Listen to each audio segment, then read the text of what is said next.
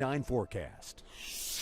Kicked off the month of March with a nice golden sunrise this morning. Jerry Eck captured that nice shot from Lake Monticello, and then the clouds certainly rolled in, and now we're dealing with the rain. We'll get to that in just a moment, but let's check in on Doppler radar. Over the last several hours, we've seen very light activity. At the onset, there has been some sleet reported, as expected. When the air mass is so dry initially and the precip falls through it, it cools the atmosphere, and that can fall as a little bit of sleet, which it has in some locations. Otherwise, it's light rain, and we're going to see the rain pick up, especially later tonight. We may catch a little break before more fills back in, but certainly they've got a feed that goes all the way back through the Carolinas. Now, temperatures after daytime highs in the upper 40s and low 50s have pretty much fallen back into the low and mid 40s across the region. The mountainous locations are in the 30s, and there could certainly be a little bit of freezing rain at those higher elevations above 3,000 feet. Looking at rainfall amounts on the order of 1/2 to 3/4 of an inch, with some locations approaching an inch, taking us into early tomorrow morning.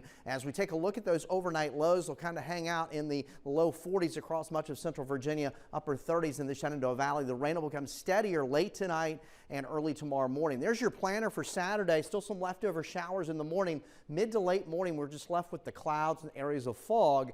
Now, for the afternoon, we may start to see some breaks, but it still looks mostly cloudy overall. If right now we hold on to those clouds, we lock those temperatures in the 50s for the daytime highs. If we would break out to sunshine a little earlier, we could easily be in the low 60s. I think Sunday starts with clouds, then mixes out with some sunshine, much milder in the low and mid 60s. Here's a look at the satellite radar combination with that rain moving in. We have an area of low pressure inland of the southeast coast. It'll ride up and off the Virginia Capes by early tomorrow morning.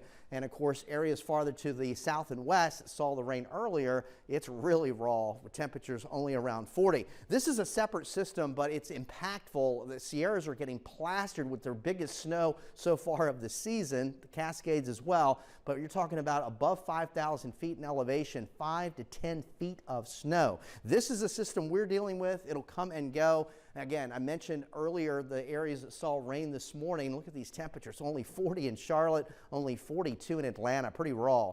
Looking ahead to next week, we're going to have some more opportunities for spring showers, March the 6th through the 10th. Along with that will be warm or above average temperatures during that stretch. So here we are tonight dealing with the rain, kind of picking up in intensity later tonight. There we are after midnight. Here we are at 4 in the morning, taking us into and past daybreak. And you can see still ongoing rain, although the steadiest rain is beginning to move a little farther east. And by mid-morning, most of the rain has moved out. This may be a little more optimistic in the clearing, but temperatures expected in the 50s. If we do break out, certainly some lower 60s. I think in the morning on Sunday, we start with some clouds and some fog. Then we should mix out for some sunshine. It'll turn milder in the low and mid 60s. Here we are tonight. Rain becoming steadier. Areas of fog, upper 30s and low 40s.